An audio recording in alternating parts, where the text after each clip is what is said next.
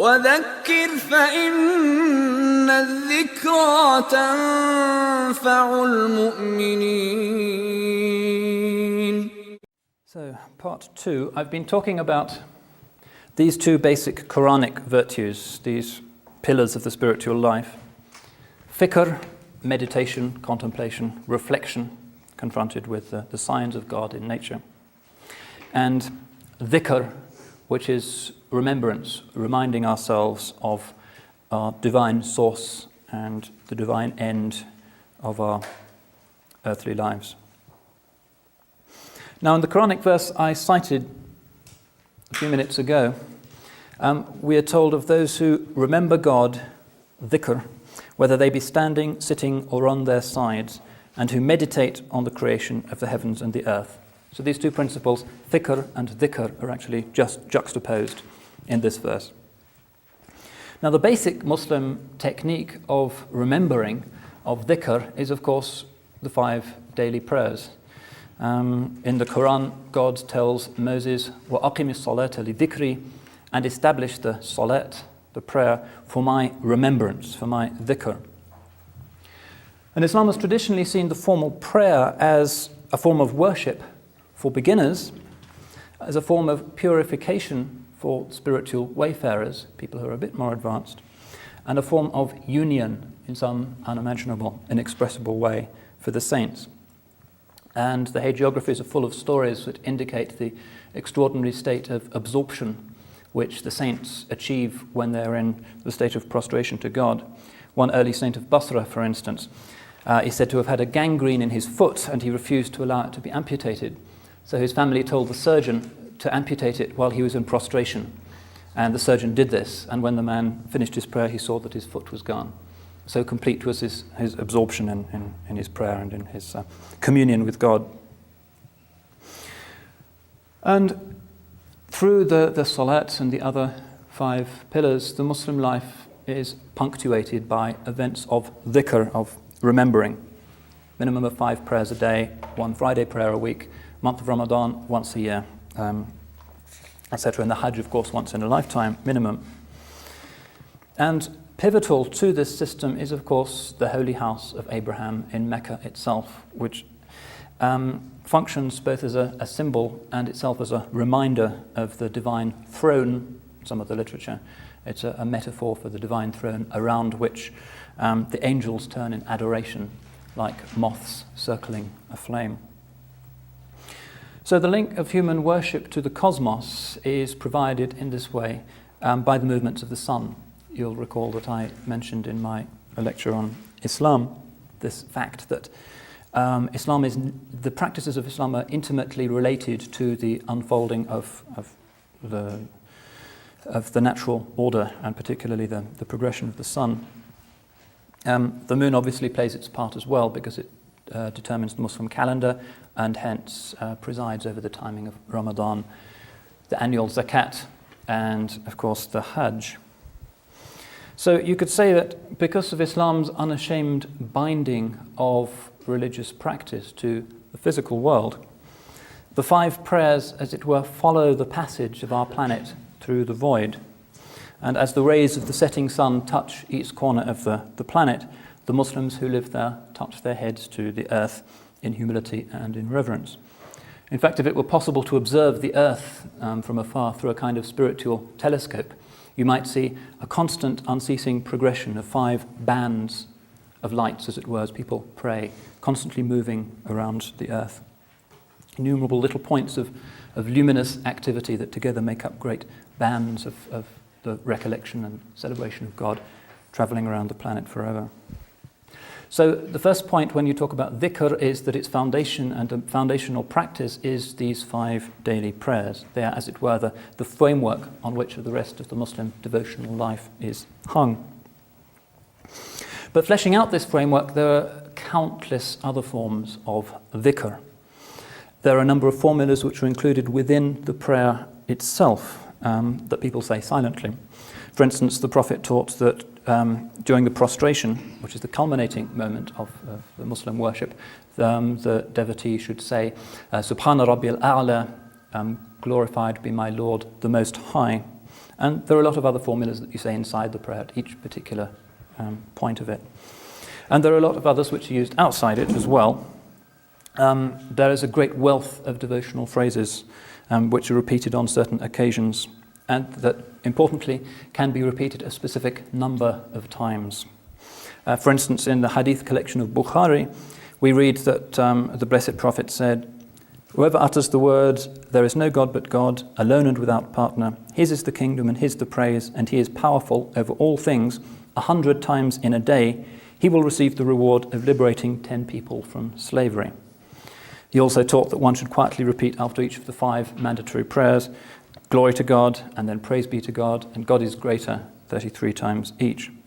And there are a number of other key formulas that you'll hear Muslims saying almost incessantly. Astaghfirullah, for instance, I seek God's pardon. La hawla wa la quwwata illa billah, there's no power and no ability save in God, and so on. These coming from the Qur'an or from the Prophet.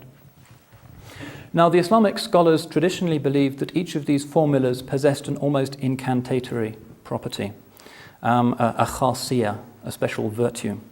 Some of them, Muslims have traditionally believed, possess healing properties.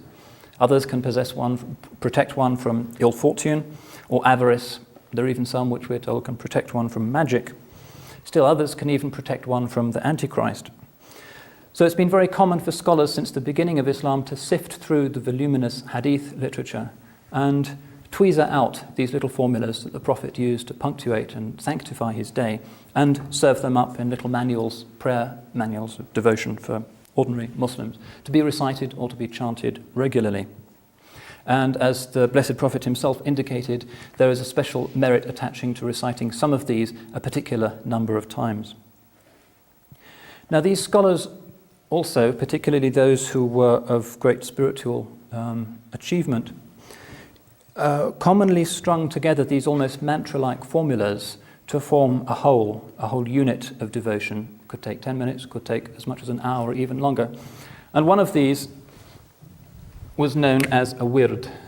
Wird is the name for, perhaps litany is the nearest equivalent in the English language. Literally, the word means a watering place. Just as the Bedouin in the desert has occasionally to take his camels down to the waterhole, so also human beings need a wird, a place where they can go regularly to refresh and remind themselves by calling to mind and repeating words about their Creator. And as with the 5 prayers, it's believed that there are certain particular times which are especially suitable for reciting a wird. The Qur'an itself says, "Mention your Lord abundantly and glorify him in the evening and when the sun rises." So very typically, spiritually minded Muslims, after the dawn prayer is finished, or after the sunset prayer is finished, will stay in the mosque, perhaps for 10 minutes, perhaps for longer, and will recite one of these wirds. It's a very common practice. Sometimes they will do so individually and silently. Sometimes in some mosques, you'll see people doing them all together. There's a famous hadith that tells us, "People will not sit making dhikr of God without the angels surrounding them, mercy covering them, peace descending upon them, and God mentioning them among those who are with him."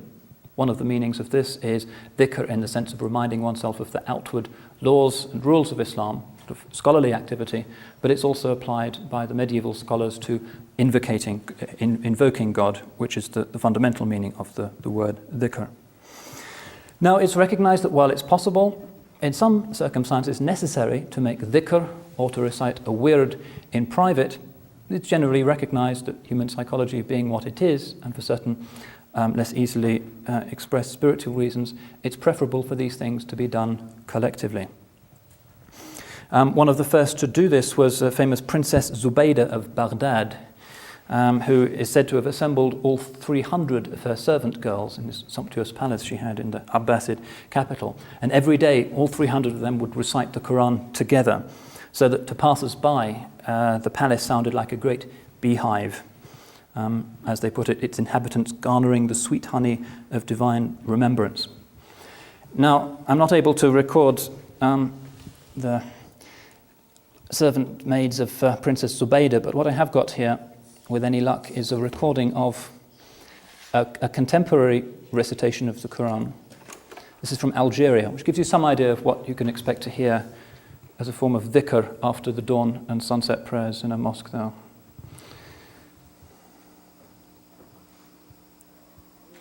بالله من الشيطان الرجيم. بسم الله الرحمن الرحيم. الحمد لله رب العالمين الرحمن الرحيم مالك يوم الدين. إياك نعبد وإياك نستعين. اهدنا الصراط المستقيم صراط الذين أنعمت عليهم غير المغضوب عليهم ولا الضالين. بسم الله الرحمن الرحيم. والفجر وليال عشر والشفع والوتر والليل إذا يسري هل في ذلك قسم لذي حجر ألم تر كيف فعل ربك بعاد إرم ذات العماد التي لم يخلق مثلها في البلاد وثمود الذين جابوا الصخر بالواد وفرعون ذي الأوتاد الذين طغوا في البلاد فأكثروا فيها الفساد فصب عليهم ربك صوت عذاب إن ربك لبالمرصاد. فأما الإنسان إذا ما ابتلاه ربه فأكرمه ونعمه فيقول ربي أكرمني. وأما إذا ما ابتلاه فقدر عليه رزقه فيقول ربي أهانني. كلا بل لا تكرمون اليتيم ولا تحضون على طعام المسكين وتأكلون التراث أكلا لما وتحبون المال حبا جما. كلا إذا دكت الأرض دكا دكا وجاء ربك والملك صفا صفا وجيء يومئذ بجهنم يومئذ يتذكر الإنسان وأنى له الذكرى يقول يا ليتني قدمت لحياتي. فيومئذ لا يعذب عذابه أحد ولا يوثق وثاقه أحد. يا أيتها النفس المطمئنة ارجعي إلى ربك راضية مرضية فادخلي في عبادي وادخلي جناتي.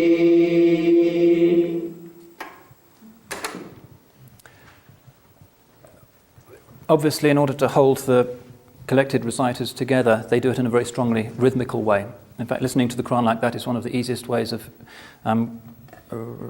hearing the very strong and complex rhythmic patterns that exist in the Muslim scripture. So that's a very common sight that you'll see in mosques, particularly in North Africa. In Morocco, in fact, every mosque that has a government-appointed imam is required to recite the Qur'an collectively in this way, 1/30th of the Qur'an every day, after the dawn and after the sunset prayers. So this is a form of collective dhikr, reminding oneself, in this case, through the Qur'an, of the divine. But once is not enough, and the Muslim saints constantly emphasize that the spiritualizing effects of dhikr are slow, but they are sure. And they recall the hadith of the Prophet: everything has a polish, and the polish for hearts is the dhikr, the remembrance of God. And the Prophet's son-in-law, Ali, remarked that when anybody sins, a black spot appears in the heart. And as they sin further, the spot becomes larger and larger until the whole heart becomes black and it covers the heart completely. Dhikr has a kind of almost detergent quality. It has the effect of softening and cleansing the heart, rendering it able to perform its true function, which, as the Qur'an explains, is the knowledge of God. And Muslim poets often like to compare the heart to a tree which sways in the wind of love and is watered by dhikr. So it has to be done regularly. So the beginner in the spiritual path, reciting these formulas of dhikr that he might have just inherited from his family or from his society, or perhaps received from a spiritual guide, the first problem he will encounter is that he falls into a kind of boredom. This is a concomitant of any regularly repeated religious practice. But we are told that we should not be dismayed. This is an obstacle that we simply have to pass through. The great Central Asian saint Abu Uthman al-Hiri was once asked by a novice who said, "I remember God with my tongue, but my heart finds no intimacy with the recollection, with the dhikr." And the saint replied, "You should rejoice, for at least one of your parts obeys and is rightly guided. Perhaps in due course your heart as well will come into harmony with it." As the Muslim perseveres and tries to focus his mind and heart on the words he is repeating, God sees his struggle and brings an accord between his words and his state. You'll find something very close to this in a certain tradition of Eastern Christian spirituality. Those of you who have studied the Hesychast movement will know that there's something called the Jesus prayer, which is a prayer about Jesus, an invocation which is repeated again and again. And it is said by some pretty authoritative Byzantinists that this was actually the reflection of the time that the founder of the Hesychast movement, Gregory Palamas, had spent at the Ottoman court. He spent about a year there discoursing with the Muslim divines. And it's thought that the introduction of this practice, almost the mantra-like repetition of a sacred phrase, came into Eastern Orthodox piety from this root. What happens next depends very much on the devotional tradition of the aspirant. I'll be talking about those traditions in more detail in due course. I have a quote here from Imam al-Ghazali, who was certainly the greatest systematic Muslim writer on the practical aspects of the Muslim spiritual life, in which he describes the more advanced conditions that can come to a spiritual traveller as he practices dhikr. Does anybody want to read this for me and give my vocal cords a break for a bit? You want to, John? Yeah.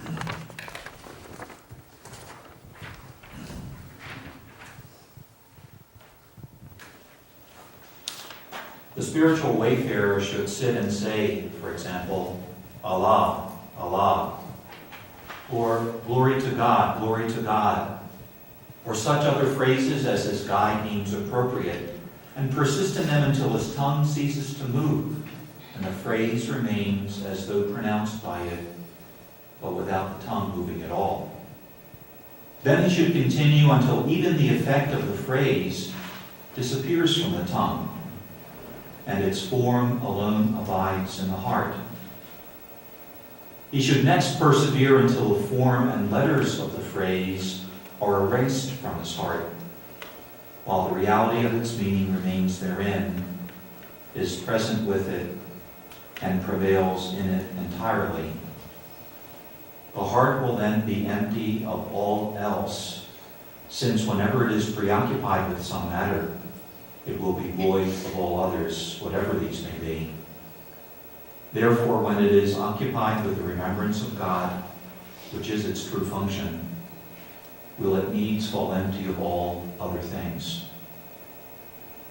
When the heart finally comes into God's presence, the glory of the lordly proximity will stand unveiled before it, and the true God will become manifest to it, and from the subtle effusions of his mercy will appear a thing which is itself forbidden to describe, or which rather cannot be encompassed by any description at all. Thank you. You'll see that he closes with the customary reticence of the mystic. He's only going to describe the path to God. He's not going to talk about or attempt to frame in human language the experience to which that path leads. So in this passage we find the great Ghazali explaining that the formula of dhikr itself should actually vanish as the aspirant progresses, to be replaced with simply the concept that lies behind the formula, and finally the reality that lies behind the concept with which it's connected. Now, in the Islamic conception, it's important to remember that there is a close link between the names of things given in the Arabic language, which is a language of revelation, hence a language of God, and their metaphysical reality. When human beings name something, that's just a convention. But when God does so, the word he uses is objectively correct. It is itself a perfect mystical incantation. Sometimes people make the slightly extravagant comparison between reciting the Qur'an in Islam and taking communion in the Christian churches, just as the Christian imbibes the word of God made flesh through the Eucharist. So the Muslim vibrates with the word of God made book in the Islamic practice. There's a parallel there which is interesting, although obviously these things should be treated with some caution. But essentially this is how it's viewed. It's a kind of resonating with the word of God and with the realities that God's word is pointing to.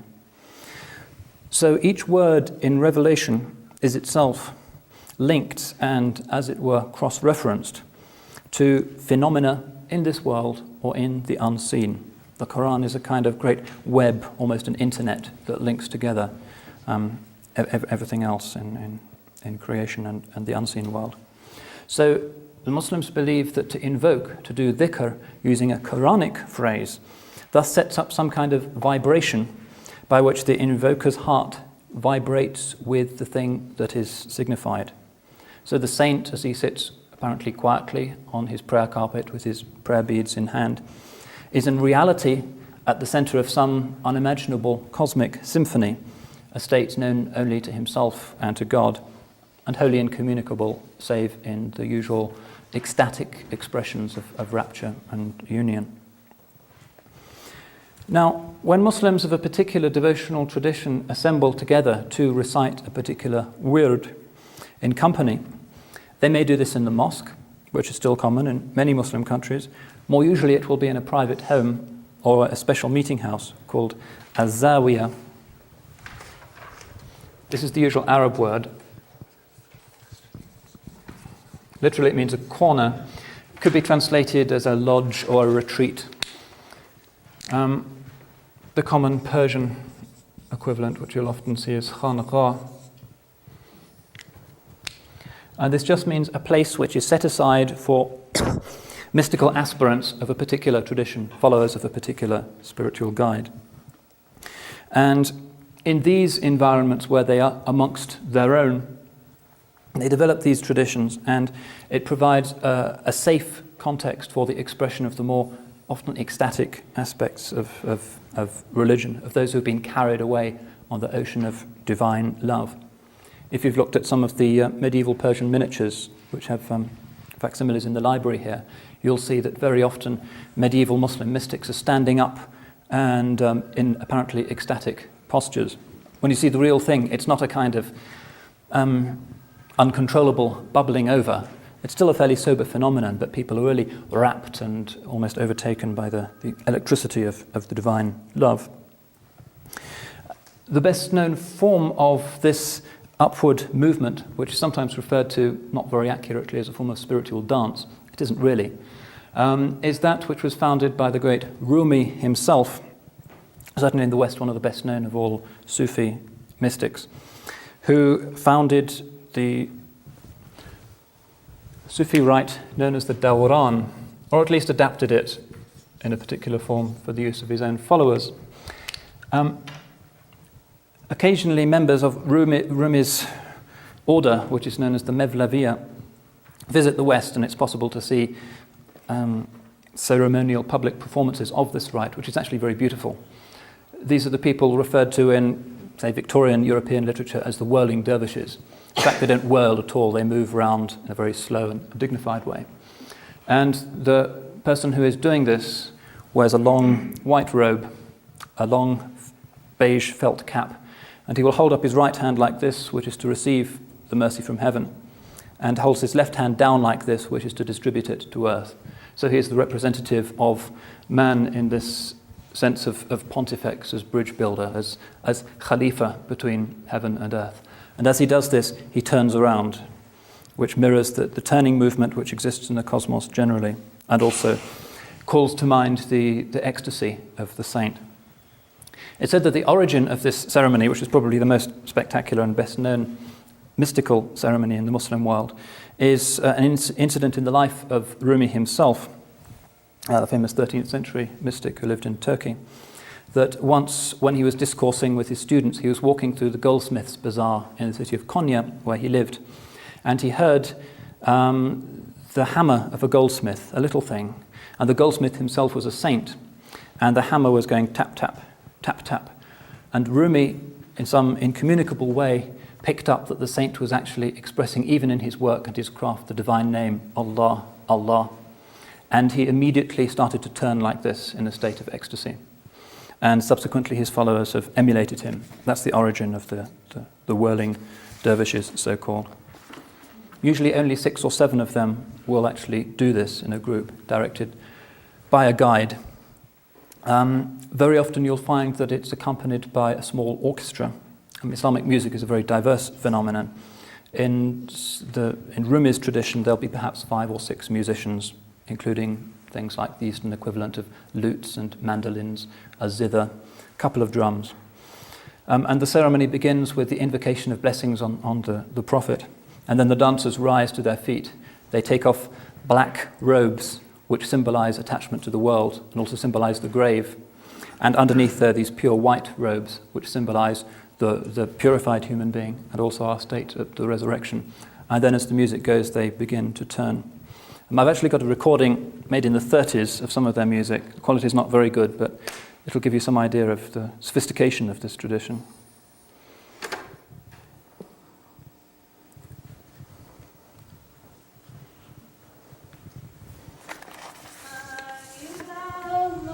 It's actually after this. I'll play you this one first. This is an Algerian form of dhikr. It's quite beautiful.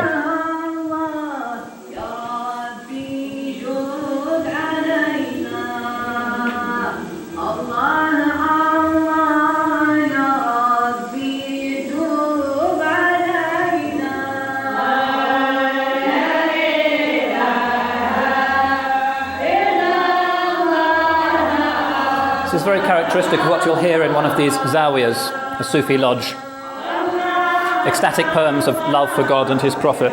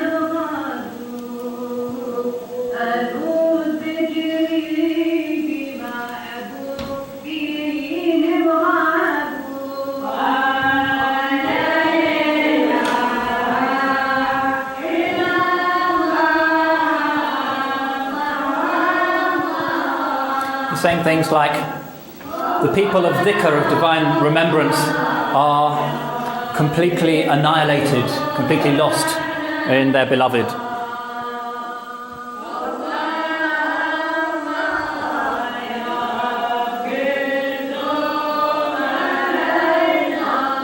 So you'll hear some songs like this as a preliminary, and then in the Mevlevi tradition there will be some instrumental music, and these people will stand up and they will begin to turn.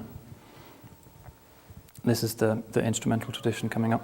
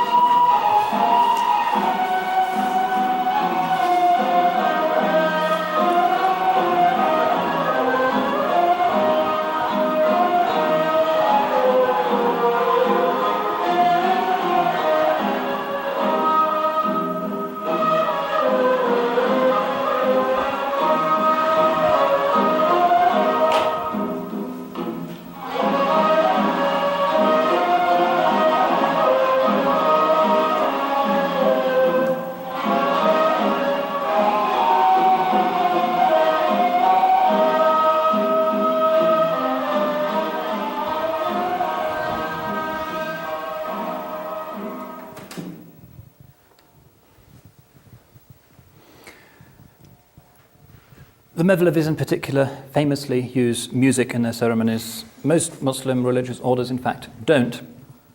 There is even a debate in Islamic law concerning the religious permissibility of music. Generally, it's been assumed in Islamic civilization that if music demonstrably conduces to a noble end, then it is to be judged according to the nobility of that end. So we find, for instance, in classical Islamic medicine, there's a developed theory of music that can be used for the treating of mental illnesses. And if you travel in Turkey, you can still see in some remote places some very beautiful 14th and 15th century hospitals in which there are actually concert halls attached. And the ill would be brought in, and the musicians would play after the sickness was diagnosed, and then the next person would be brought on. Music therapy is also increasingly being used in the Western tradition, of course. And similarly, spiritual disorders, even more common, could also, many medieval Muslim thinkers thought, be remedied through the use of music because of its extraordinary capacity to inspire or even to engineer states in the soul. And classical medieval Muslim music, which is itself a very intricate theoretical tradition, also had a frankly religious philosophy lying behind it, an almost Pythagorean theory of the effect of certain harmonies on the soul. Now, very often in such sessions of dhikr, in the zawiyah, the spiritual seeker will use, as a form of invocation, one or all of the 99 names of God, taught by the Prophet, and most of which appear in the Qur'an. Some of these are known as the names of beauty, while others are known as the name of majesty. They divide more or less into these two, which corresponds also to the earlier distinction between the divine transcendence, the divine immanence. Jamal means beauty. Jalal means majesty. Two different aspects of divinity. So the names of beauty include things like God as the loving kind, the source of peace, the generous, and so forth. And the Jalal are names such as the overwhelming, the omnipotent, the judge, names such as that. Now, medieval Muslims looked at these 99 names and they saw that each of them, or the invocation of each of them, could have a demonstrable spiritual effect on those who used them as formulas of dhikr. So, for instance, they said that reciting the divine name Al-Latif, which means like the subtle or the kind, will help to stabilize the seeker's spiritual faculties. So if somebody is in a very unsteady spiritual state, commonly the prescription will be to recite this particular divine name. We're also told that reciting the divine name Al-Qayyum, Quranic name of God meaning the self-subsistent, attaches one to the protection and universal providence of God. So if your sense of God's providence seems to be attenuated, God seems unnecessarily or strangely distant, the recitation of this word can help. To chant Al-Hafiz, the preserver or the protector, will help to preserve any spiritual state that you might have been granted, and so on. Very elaborate theory about the spiritual properties of each of the divine names. They also said that some very powerful names, particularly some of the names of majesty, simply should not be used by beginners because they're simply too hot, too powerful. Although it said that some very advanced saints can recite them under certain closely determined conditions. Now, Ghazali continues after the passage which we just heard by suggesting that the formulas of dhikr, whether they be Quranic or the 99 names or whatever, that the formulas of dhikr which bring us up to exalted states of awareness of God's presence have to be chosen with great care and by an expert. The soul, he says, is a vulnerable thing. It's a tender thing in man. And the higher one attains in one's spiritual life, the more dangerous will be a fall. Each formula has been given a particular property or a power by God. So there has to be a spiritual guide who is like a trained heart surgeon who carefully chooses from the various surgical instruments that these formulas of dhikr represent. Each one he will recognize is for a particular task, suited to a particular individual, perhaps suitable for a particular time of day or time of the year. Again, a sophisticated science. The mystic Ibn Khafif, for instance, in the 4th century, we find him saying, "The recollected one is one, but the forms of recollection are many, and the conditions of the hearts of those who recollect are legion." So because of the complexity of the states of the human soul, far more complex, in fact, than the states and disorders that can overcome the human body, because of this complexity, there has to be a sophisticated spiritual guide, as there is in any tradition of mysticism. So Islamic spirituality affirms the importance of what it calls irshad, spiritual guidance by a living individual.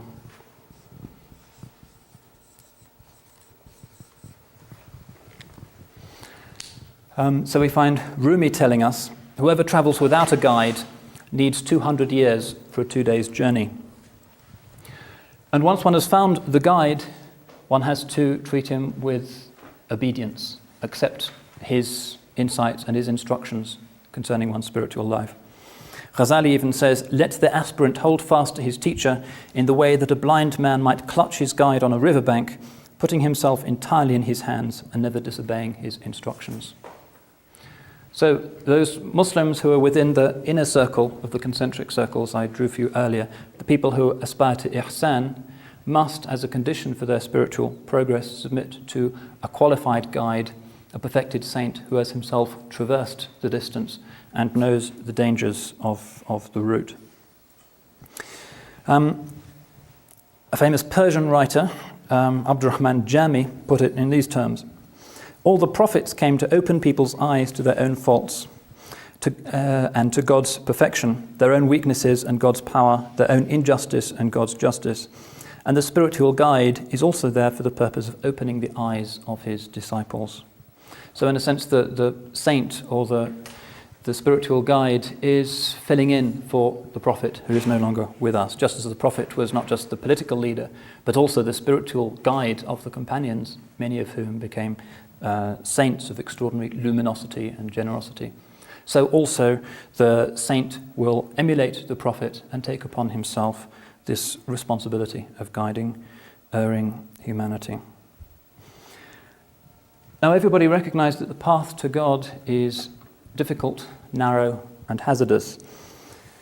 Progress is unlikely unless you take the hand of a master who's made the journey himself or herself, because it's worth acknowledging that in the tradition, a perfected saint or perfected guide can be a woman. And we know that the medieval Saint Ibn Arabi, for example, regarded by many as the supreme Muslim mystical writer, his first 3 spiritual teachers were actually women. It's not an uncommon thing.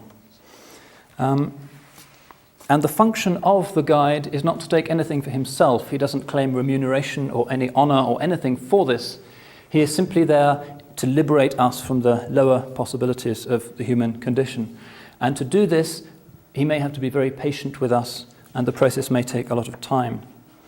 And his function is simply to inculcate in us this virtue of dhikr, not to turn us into something that we are not, but to remind us and to reorient ourselves back towards that primordial nature of orientation towards God with which we are born. There's a nice medieval Persian story I have here. If somebody would like to read it out. Perhaps a lady? Yeah.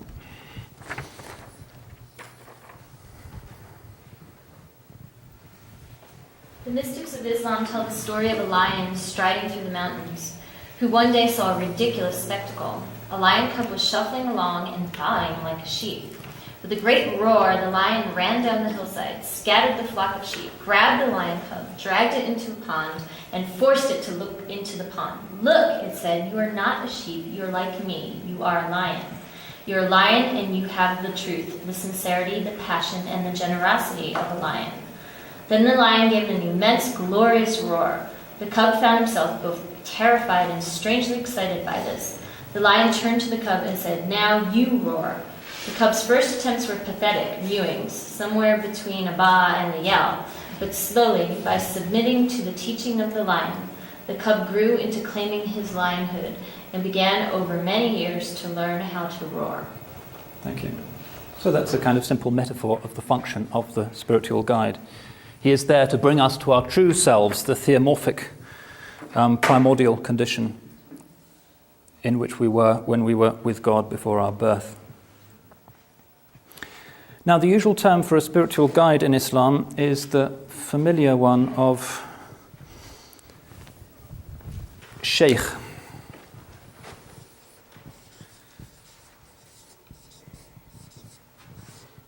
Feminine is sheikha. Arabic, like many languages, likes to form feminines by adding an A. And the disciple is known as a murid. Again, plural, feminine, murida. And a term which means something like a seeker or an aspirant, and which is usually said to derive from a Quranic verse, which is Surah 6, verse 52. Do not repel those who call upon their Lord morning and night, aspiring to his face. Now, following the prototype of all Islamic spiritual initiation, which was the pledging of the companions' allegiance to the Prophet, the aspiring novice on the Muslim spiritual path requests bay'ah, which is the initiatic pledge of allegiance to his or her sheikh. And the sheikh may accept him or her as a disciple, or if he decides that the disciple does not suffer from the kind of spiritual sicknesses that he or she knows how to deal with, may well send the aspirant off to somebody else who may be more qualified to deal with those particular ailments. Once the murid has accepted the guidance of the sheikh, he or she will be set certain duties which will help to grind down the coarsenesses of the ego. The most elementary of these duties and the most important is, of course, the recitation of a regular wird, which will be selected for him on the basis of his spiritual needs by the sheikh.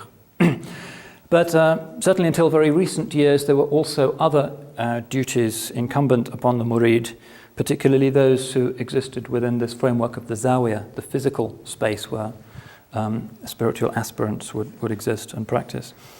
Typically, for instance, there would be 3 initial years of service. The first would be in the service of others, sweeping, cleaning, cooking, or whatever. The second would be devoted to worship and invocation. And the third would be in meditation and scrutinizing oneself.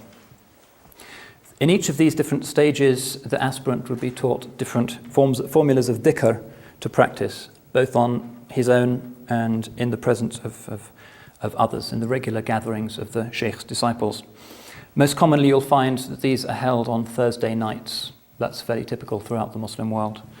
That after saying the night prayer in the mosque, Muslims, those of them who are interested in spirituality and have a sheikh, will leave the mosque and will go off to the zawiyah, and then they will have some of the songs and the ceremonies which we heard earlier. And in some places, this is a very spectacular phenomenon indeed, particularly at certain sacred times of the year. If you go to the ceremonies of dhikr that are held to commemorate the birthday of the Prophet's grandson, Al-Hussein, in Cairo, you will see perhaps 1 million people attending these ceremonies of dhikr. It's quite a spectacular event. All of the different spiritual orders will put up brightly coloured tents in the streets of Cairo. The old city will be completely clogged up with these tents. They'll have chairs or they'll sit on the ground, and in each of the tents they'll be reciting their own tradition of songs and whatever. And they're all plugged into the mains electricity, and usually a lot of Cairo suffers power cuts at various points in the night because there's so many people there. They come from all over the country. So it can be just 2 or 3 people doing their wird together, or it can be 1 million people. One of the duties that may well be laid upon the murid is the duty of what you might describe as apostolic poverty, or faqr. As with Christian monastic piety, spiritual divestment from worldly ties is often accelerated, or at least represented, by physical poverty. Faqr simply means poverty. So the sheikh may well ask him, if he sees that he is attached to worldly things, to divest himself of some, or even temporarily, all of his worldly goods. Once he has done this and achieved the inward state of detachment that it entails, he is known as a faqir, again a female form by adding an A at the end, faqira, just meaning a poor person. The more familiar Persian version of this is darwish, which gives us our English word dervish. It simply means somebody who is poor, i.e. someone who emulates the Prophet's own poverty. Throughout his life, he lived in a single room without even a door. He just had a piece of sackcloth over the entrance. And he himself, when he died, he was just wearing a piece of woolen cloth. So later pietists frequently went to great length to emulate his example of poverty. Now the purpose of faqr was the whittling away of the sort of incrustations of worldliness which have, rather like a cataract, grown over the spiritual eye with which we are meant to see God. And this process, through these faculties of dhikr, of fikr, faqr, and the other mystical virtues, are inescapably difficult and painful. If you go into the zawiyah of one particular religious order in Istanbul, you'll see that there's a beautiful calligraphic plaque on the wall. Traditionally, rather as in, say, New Mexican Catholic piety, people will donate statues, the santos, to a sanctuary. You'll find an equivalent in a lot of Muslim traditions, but they won't give statues, they will give calligraphic plaques, which will be all over the wall with Quranic verses beautifully inscribed. Now, one of these in this particular place in Istanbul has the Turkish word teslimiyet written on it, which means submission. And you'll see that the dots in this word are picked out in red. And if you ask them, why on earth are these dots in red, they will tell you that that's because the submission to God is so difficult that you cry tears of blood. And the tradition assumes that this is a difficult path. It is the via purgativa. But the hardships must be endured, just as the hardships and sadnesses of childhood and education have to be endured if one is to become a full adult. Spiritual education, even more than physical or moral education, has to be difficult. Rumi has a beautiful poem, which I've actually included in the handouts. I'll just read through it for you. The grapes of my body can only become wine after the winemaker tramples me. I surrender my spirit like grapes to his trampling, so my inmost heart can blaze and dance with joy. Although the grape goes on weeping blood and sobbing, I can bear no more anguish, no more of your cruelty. The trampler stuffs cotton in his ears, saying, I am not working in ignorance. You can deny me if you wish. You have every excuse. But it is I who am the master of this work. And when through me you reach perfection, you will never be done praising my name. So it's difficult. Submission to a spiritual guide is a difficult thing. In fact, in medieval times, no longer, the spiritual aspirant, the murid, in order to emphasize this crushing of the ego, might well be encouraged to go out into the streets and actually beg, the money then being donated to the zawiyah, which would use it for the feeding of the poor. And the function of this was to break the pride of the aspirant. And a familiar sight in traditional Muslim societies was the wandering dervish, wandering through the streets with his heart-shaped begging bowl, and perhaps also in Persia or Turkey, carrying a kind of ceremonial hatchet with two blades which would symbolize the fight against outward as well as spiritual enemies, and going from door to door and begging, perhaps singing religious songs and so forth. It was really an everyday sight in Islamic towns until 2 or 3 generations ago. So, characteristically, there might be 3 years of initiatory purgative practice, and after this, the initiate might find himself invested as an outward sign of what the sheikh perceives and knows to be his inward progress with a robe known as the khirqa. Often this will be a patched robe as a symbol of the state of apostolic poverty. And often this will be a former robe worn by the sheikh himself, which is hence redolent with his blessings. And over the course of one's spiritual wayfaring, one might well acquire several such robes from the various spiritual teachers from whose presence one has benefited from.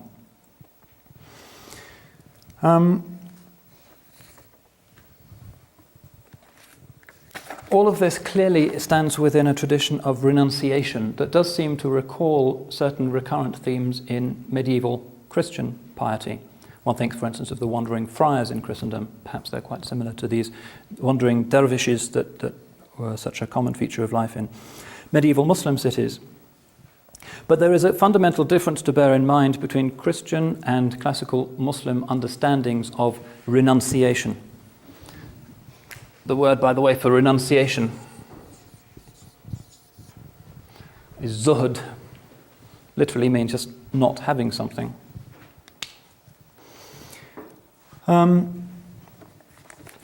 Famous story about how one has to renounce the world and one's attachment to the world from the famous Ibrahim ibn Adham, the prince of the city of Balkh in Central Asia.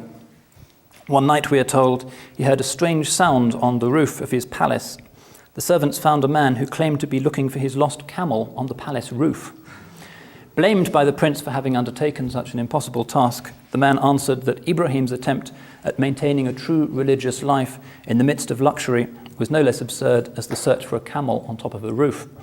So Ibrahim, of course, duly repents and gives up his kingdom. And he, in Muslim piety, is the archetype of the wandering poor man who is the lover of God. But the distinction between this and medieval Christian conceptions of renunciation has to bear in mind the fact that the Qur'an has its own very distinctive understanding of the nature of the world. The world is ultimately a manifestation of divine love, and the various Christian interpretations of the fallenness of the world were not carried over into Islam. So we find that Muslim asceticism has in practice been rather more muted than versions of asceticism that you will find, say, amongst the Desert Fathers of the Church or in some forms of Hindu piety, the great feats of renunciation that one associates with them. Note also that there's no real monastic tradition in Islam. These places, the zawiyas, or in Persia the khanqahs, are meeting places for the brethren of a particular spiritual tradition. People may live in them temporarily. Nonetheless, they are not monasteries, inasmuch as Islam assumes that following a spiritual life is not ultimately incompatible with also making one's way through the world, earning a living and supporting a family.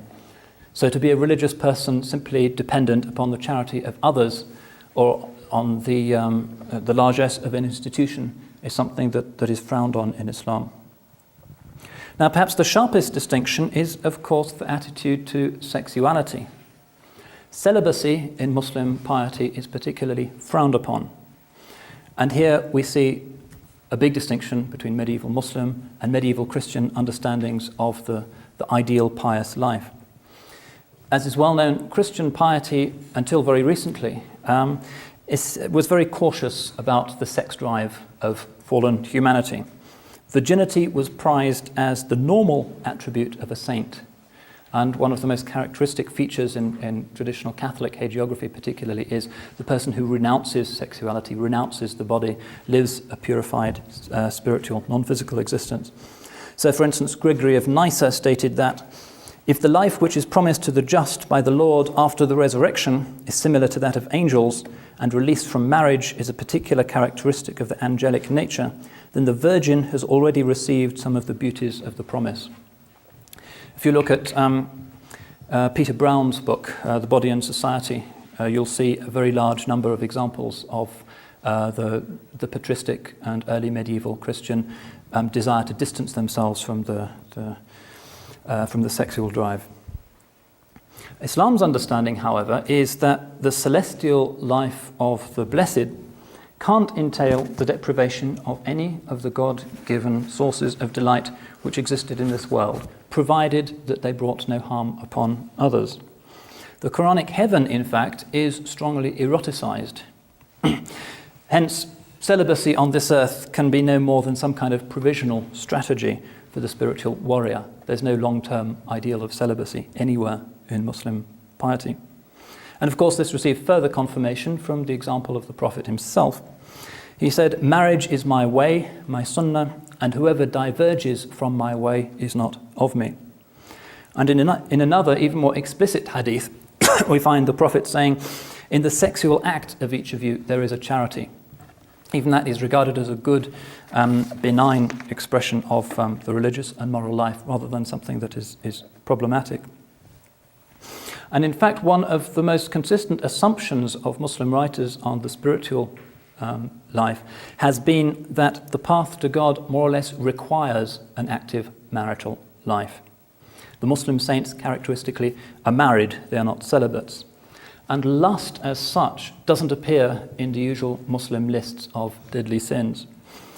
In fact, we even find a very lively tradition of medieval scholars, both Kalam scholars and jurists and Sufis, writing what would nowadays be described as pillow books, explaining, for instance, the importance of such supposedly recent discoveries as contraception and female sexual satisfaction, emphasized very much in the hadith. It's very substantial literature. Now, some even more adventurous souls even went so far as to weave this very positive view of human sexuality into their cosmology, seeing the sexual act as a kind of sacramental reminder of the reconciliation and harmony of the beautiful and the majestic aspects of the divine. So in this view, the Jamal and the Jalal can be seen as a very broad parallel of the female and the male principles in the divine. So Islam's attitude to sexuality is consistent with the religion's underlying conviction that the world itself is fundamentally good.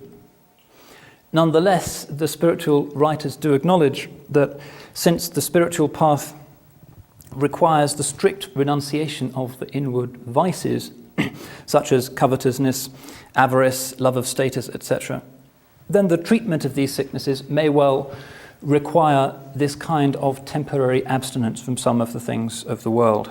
Hence this principle of faqr. So one can renounce wealth, renounce property, and so forth, although the renunciation of sexuality is very rarely a theme in mainstream medieval Muslim piety.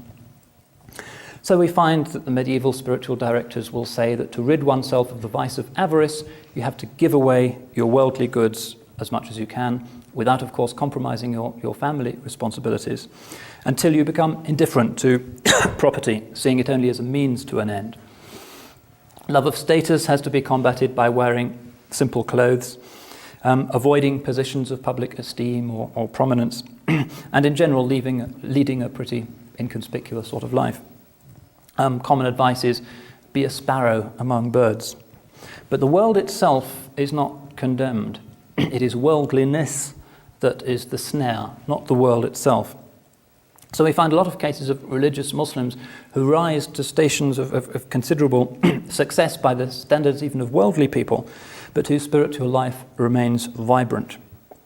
An early Baghdad mystic called Al-Junayd said, asceticism is for the heart to be empty of what the hand is empty of. So renunciation of the world may be a temporary state, but it is not necessarily a condition for a saint that he be poor or rich, because he has actually transcended any love of the world and is hence indifferent of what might be set before him or what might not. And in fact, it's part of the Muslim ethos that begging as a permanent condition of life is something that is very much looked down upon. To beg for yourself, and in particular, begging so that you can give money to the poor, as in the Sufi tradition, is actually encouraged. It suggests that God simply cannot provide for his servants in a more honourable fashion. So by begging, you are somehow insulting God. And there's a famous hadith in which the Prophet said, it's better that one of you should take a rope and go to the mountains and return with a load of firewood on his back, which he then sells to become self-sufficient, than that he should beg from others. So implicit in this is the next of the great spiritual virtues of Islam. Again, a Quranic virtue which is known in Arabic as tawakkul, which means reliance upon God. It's a nuanced principle. Dr. Mir yesterday reminded us of the hadith in which the Blessed Prophet told people to tie up your camels, then rely on God. And it excludes any idea of lazily giving up one's worldly responsibilities on the argument that God will provide. In fact, one of the divine names is Ar-Razzaq, the provider. And the Qur'an gives the story of Abraham, who was saved from Nimrod's furnace simply because he trusted in divine providence. Nonetheless, although we find occasionally early Muslim mystics wandering in the deserts, for instance, wrapped in the love of God and confident that God will preserve them from the wild beasts, the lions and so forth, that lurked in the deserts at that time, nonetheless this was ultimately regarded as an eccentric, non-mainstream form of piety. Didn't represent the usual Muslim understanding of tawakkul. So we find, again, Junayd saying, I should write his name down because he's one of the great figures in the development of Muslim mysticism. Junayd of Baghdad, 3rd century.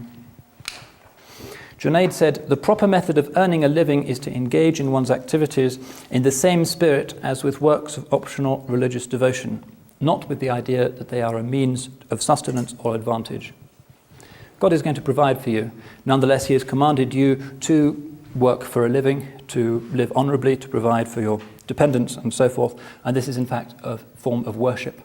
And very often we find even quite simple and almost apparently profane crafts in the traditional world become formalized as guilds, and those guilds themselves exist as spiritual orders in themselves with their own traditions of prayer, their own wirds and so forth. The guilds in particular in the Muslim world essentially were religious orders.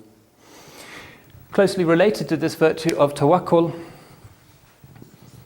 is another Quranic virtue of sabr, which means patient endurance, steadfastness, displayed in the Quran, for instance, in the accounts of the lives of Job and of Jacob.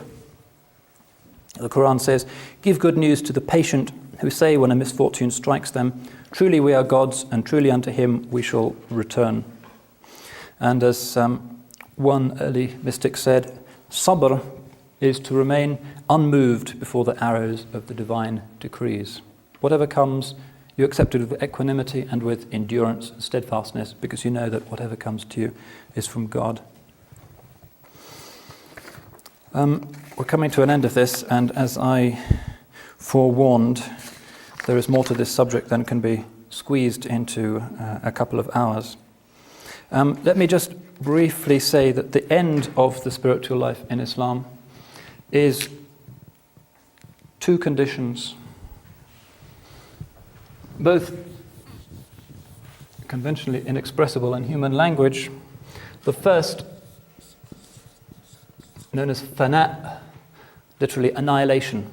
Once the coarser attributes of the ego are ground away and the heart is purified, the divine light starts to shine through the heart, which becomes like a perfected mirror in which the divine sun is reflected. And at that stage, the selfness, the I-ness of the saint is annihilated, and all that remains is God himself. This is known as fana, annihilation or passing away. But this condition is conventionally not permanent. It can be a flash, it can endure for a little. But the perfected saint is actually in the state of baqa, which comes after the state of fana. Baqa means continuance, subsistence, going on. Because once the saint has passed through this final purificatory experience of annihilation in the divine, he or she returns to the world and continues to exist as a member of society.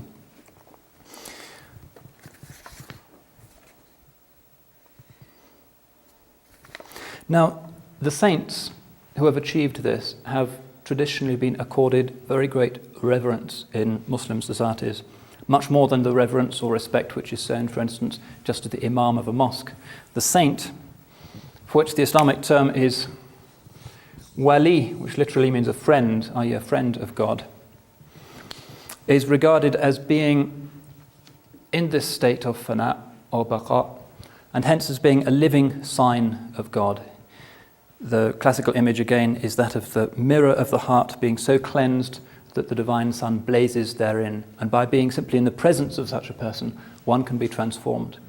And it is these people called wali who are fit to act as sheikhs or spiritual guides.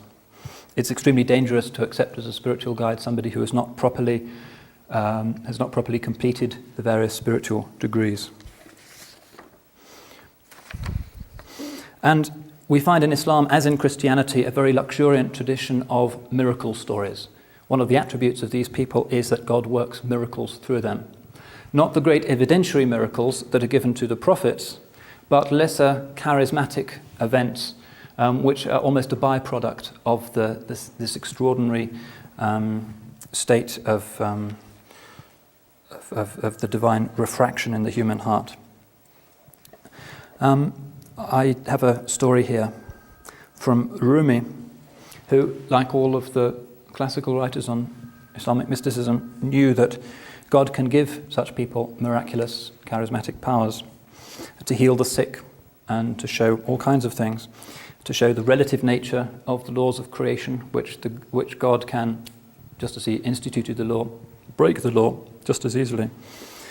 And the story is of Rumi, who was once walking in his garden where he taught in Konya. He used to teach in a rose garden. And he was being pestered by a rather small-minded theological student who was very stubborn and very skeptical about Rumi's ideas of the path to God. And he was very brilliant nonetheless. And one day Rumi, despite his generosity, had really had enough of the student's endless displays of his own brilliance. And so Rumi said, let's go for a walk. And so they walked through this garden in the twilight. Rumi walks quietly, and the student, who's baffled, just rattles on talking about clever points of metaphysics, waiting for him to say something particularly clever which would answer his questions. After a while, the saint raised his right hand and just pointed. At that moment, the student saw that all the trees and all the laden rose bushes in the park were bowing to Rumi. And then, in an incommunicable flash of realization, he understood. So it is the nurturing and the celebration of such people that is the ultimate function of ihsan, and ultimately the function of Muslim society. Everything in a traditional Muslim society is designed to point to the sacred, and the function of the sacred in society is to raise up human beings, to turn them into these extraordinary, inexpressible bridges between heaven and earth, the perfected human being. And this tradition is classically known as Sufism.